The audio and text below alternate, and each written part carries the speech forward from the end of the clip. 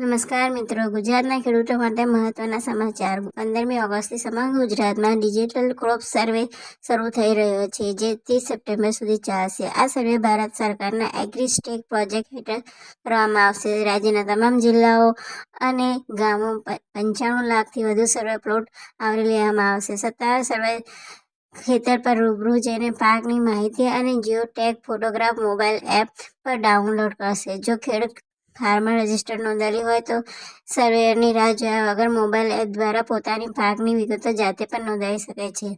જમીન રી-સર્વેની પ્રક્રિયા મુખ્ય 3 તબક્કામાં હોય છે: પ્રી-સર્વે અને પોસ્ટ સર્વે. પ્રી-સર્વે જૂના રેકોર્ડ અને જરૂરી માહિતીઓ તૈયાર થાય છે. સર્વે દરમિયાન આધુનિક ટેકનોલોજીની જમીનની માપણી થાય છે અને પોસ્ટ સર્વેમાં નકશા તથા રેકોર્ડની ચકાસણી અને સુધારા કરવામાં આવે છે. આ માહિતી ઉપયોગી લાગી હોય તો વિડીયોને શેર કરો અને આવી સરકારી યોજનાઓની માહિતી માટે મારી ચેનલને સબસ્ક્રાઇબ કરવાનું ભૂલશો નહીં. ધન્યવાદ. જય શ્રી કૃષ્ણ.